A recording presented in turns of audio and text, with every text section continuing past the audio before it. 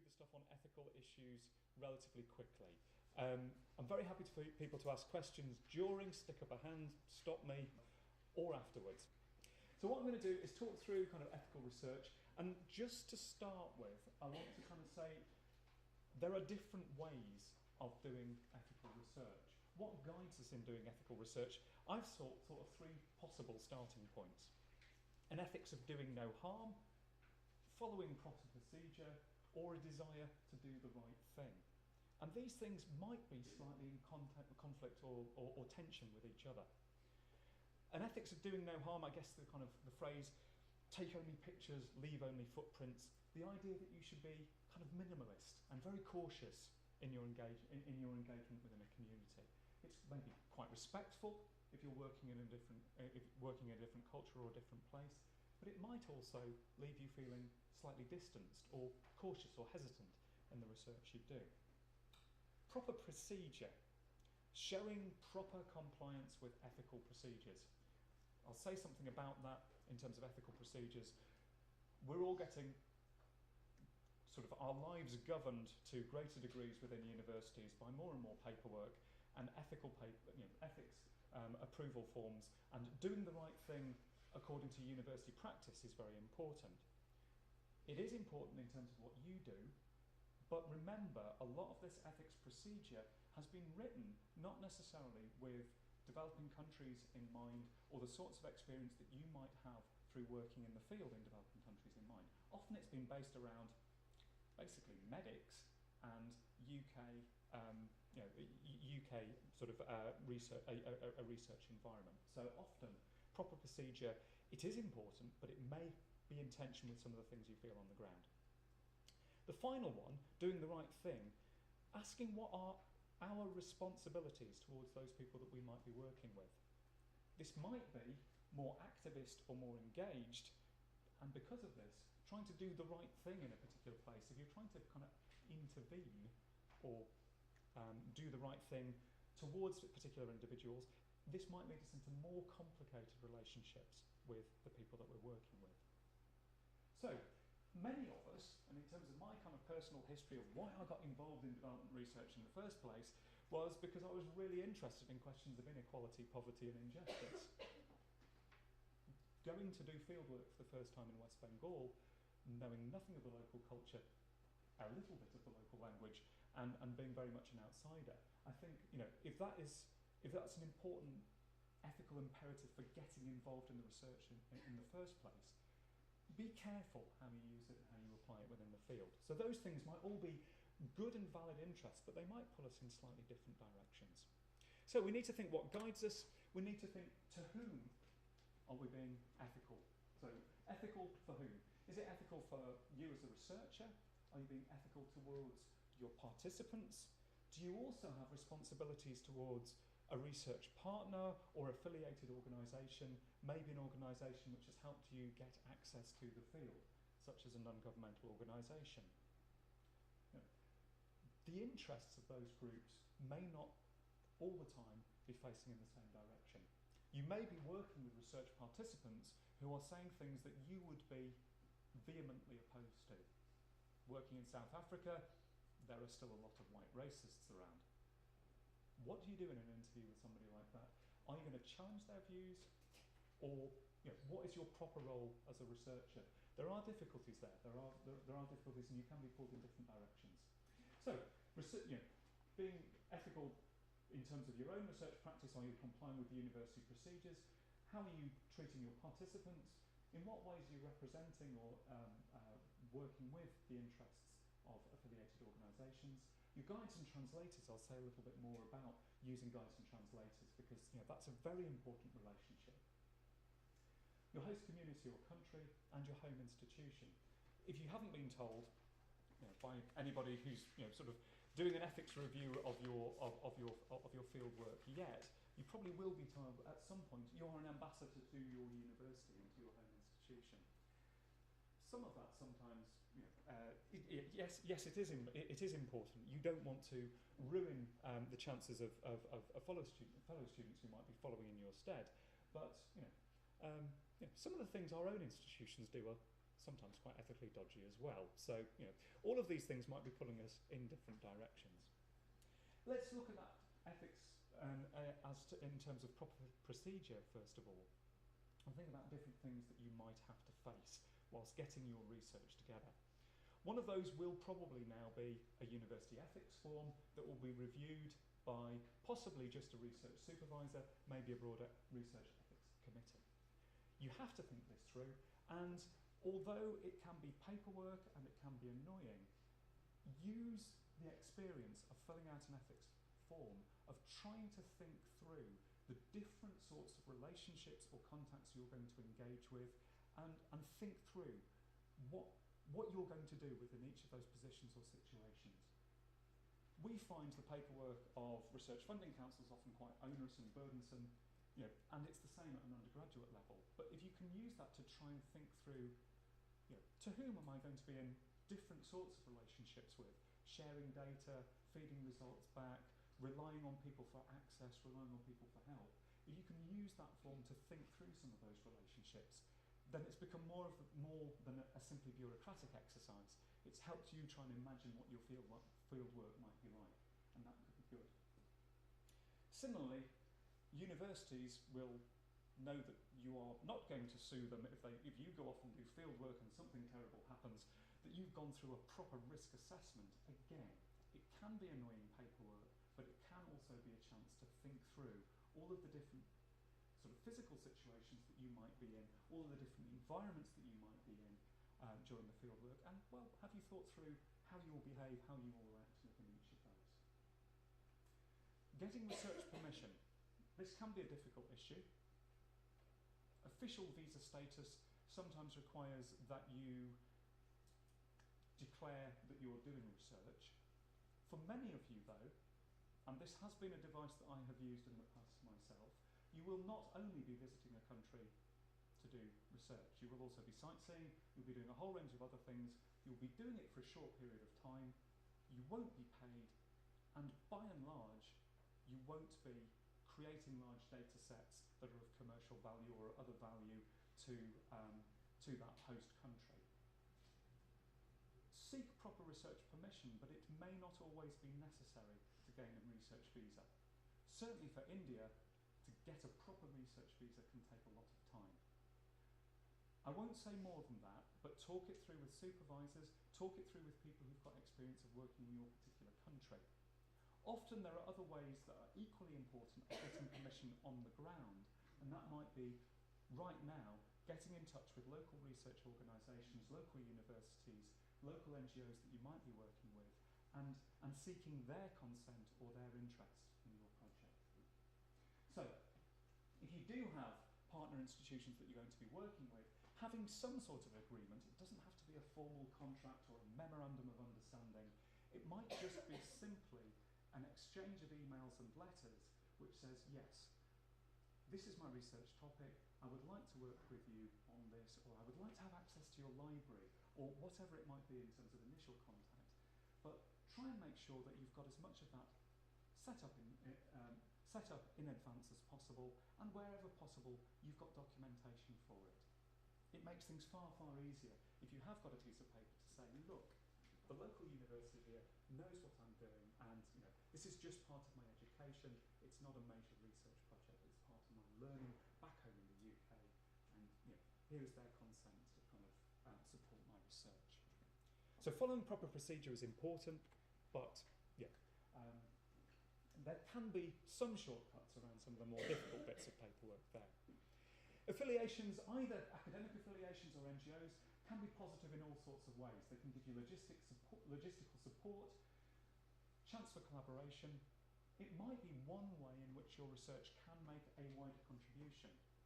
Things that are found out by you might be really useful to your fellow students within a research institution in the Global South. So, getting some kind of affiliation or an organisation to work with can be useful in all sorts of ways. Practically as well, it just means you're not going to be so isolated in the field. The buts are that it can be difficult to set up. They're often very busy. They might have very different priorities to you. And think also about the effect on positionality. I guess a good example is an NGO who's doing development work, which means that sort of goods or services are being handed out by that NGO. And if you've come to a community in the Global South through that NGO, in some ways you're going to be associated with them. They're going to be seeing you as in some way connected to that organisation, and that might have effects on your ability to work independently as a researcher, or to get people to be critical of that organisation if things aren't necessarily going all that well on the ground with that development project. So the way in which you come to the field, I think, is really important. Affiliations can help mediate that, but they can also carry baggage with them. There are no right answers here. I guess it's to raise these as a series of questions for you to think through. One of the things that universities now are very hot on is informed consent. Do all of your research participants have informed consent? And often this involves you saying, right, I will get them to sign this piece of paper saying that I've explained the research to them and they've agreed to it. Works fine if you're enlisting subjects in a medical trial here in the UK. Works less well if you're doing participant observation in a rural and semi-literate community in rural West Bengal, where I would be working. It doesn't necessarily fit the kind of proper procedure model of Western universities. All sorts of interesting questions here. How are you coming to that community? If you're doing participant observation work, you're not necessarily going to be able to speak to everybody that you've seen or spoken to in a casual way and say, well, look, I'm actually a researcher. But there might be particular gatekeepers or figures within the community that you might need to explain your research and your overall research aims to. Talking it through with those people might be very important. What about children and young people? Are they research participants? If they are, almost certainly your university will want to know about it, because if you're working with people who are potentially at risk, then they need to know about that. So there's some categories of people might be kind of might need particularly careful attention. Questions about how informed is the consent? Do people really understand your research topic and your research aims? Explaining in ways that are culturally appropriate is really important. It doesn't necessarily always have to be written. It can be verbal consent, but explaining what you're doing within the community within ways which are locally meaningful would be part of good ethical practice. It doesn't necessarily mean you have to have somebody's signature on a form, but then think through what that might mean in practice. What about observational material, informal conversations? Those things are valid and very, very important for forms of data. If you're an anthropologist, often those are kind of key sources of data.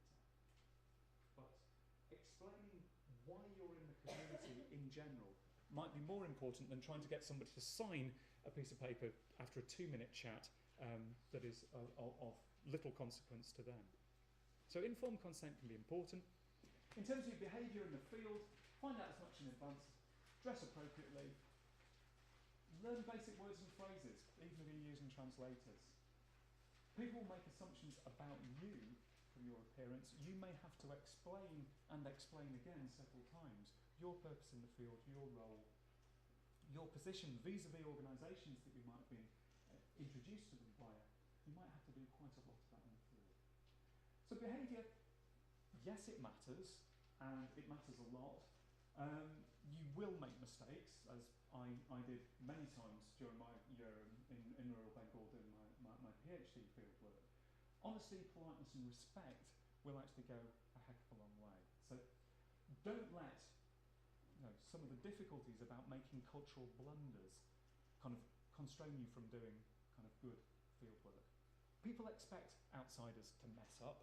As long as you recognise when you've made a mistake and you learn from it and behave appropriately as a result, then don't let this become a constraint on your activity.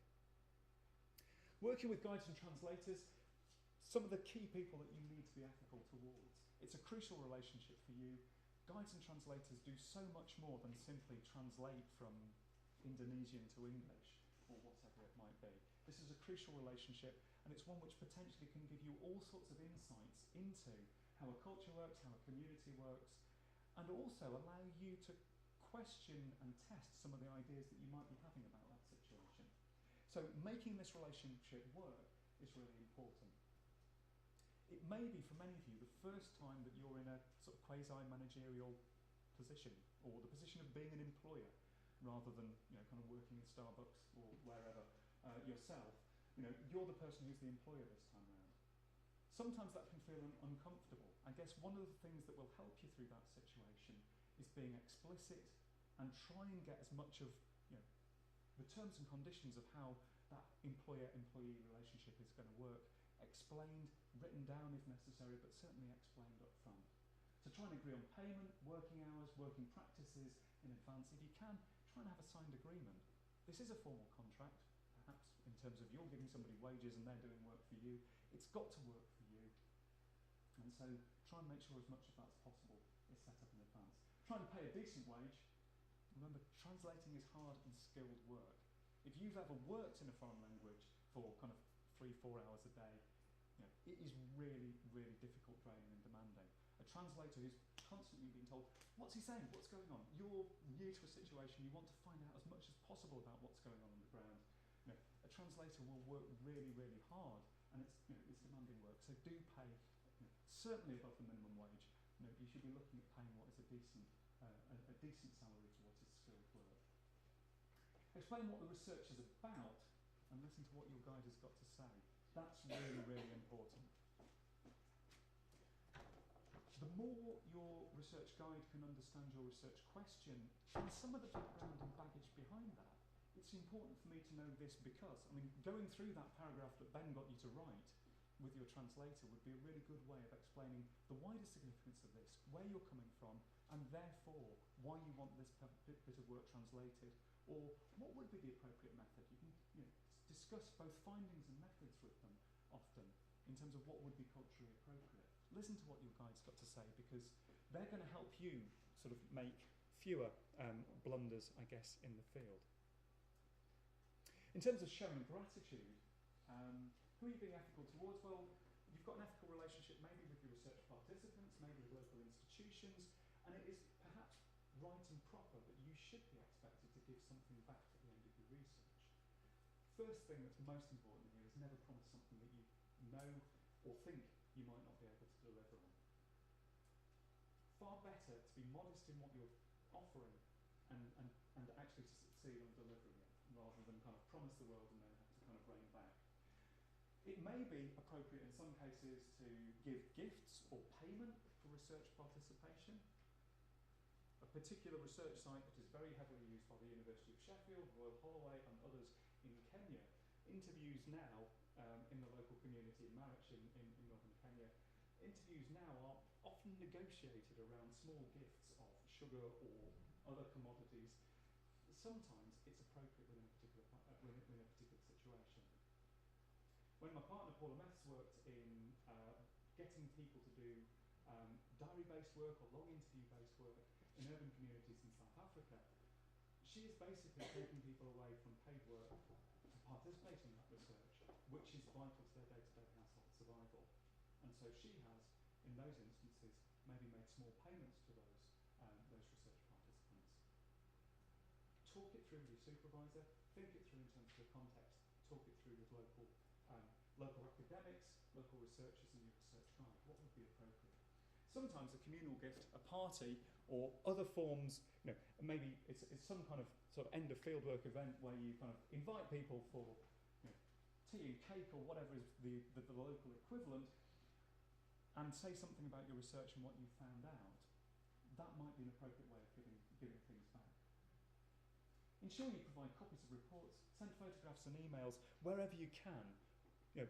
Often people aren't necessarily looking for something monetary, but they are looking for some sense that this has been, a relationship or a contact which has, in which they've been treated properly and they've been treated with respect, and staying in contact or sending material back. It might seem sort of trivial, but actually it can be very important in terms of ways of practically showing gratitude. guess the final thing to think about in terms of ethics is that those ethical relationships and those ethical complexities of working in the field don't stop when you've finished the data collection. There are all sorts of things about how you're writing up and how you protect the identity of the people that you've worked with that are very, very important, particularly if key findings or summaries of this research are going to go back to people in the field, to research participants, or to other bodies within the country of your study. So, if you've promised anonymity, make sure that you deliver on that. Make sure you deliver it by using pseudonyms or hiding identifying features, maybe even blurring the precise location of your field site where, not to do so might put people at risk. So think about what degree of anonymity is necessary. It may be that there's no major issue here within your particular subject area, but if there is, and you've made a promise, try and make sure that you deliver on that. Photographs. We're asking for consent for Ollie to put up, hopefully, some of these materials up on a website eventually. Are you including these? If you're including pictures of people within your dissertation write-up, is that appropriate? Would those be the images that those people would have chosen for themselves? Have they given you their consent to do so? That's thrown a lot of stuff at you very, very quickly. I guess the thing to finish with is to say, different sort of ethical motivations are in tension, and your own research practice, is always a negotiation between different interest groups, different pressures of time, etc. There is no single one right way of doing research. We all make mistakes, and things that seem right at the time might have unintended consequences. Trying to do no harm can't be guaranteed. At the same time, the aim to do no harm shouldn't constrain you from getting out there and getting engaged with very different communities and very different cultures to your own. You can do that, you will make mistakes, but if you can think all the time about the judgments that you're making and how would you justify your decision in this situation, if you can actually ask yourself that question, you maybe make a couple of mistakes, but don't let it stop you really getting engaged in interesting research. We all make mistakes. It hasn't stopped us, any of us, from going back to field sites multiple times and hopefully gradually doing things better. I'll end there. Any questions?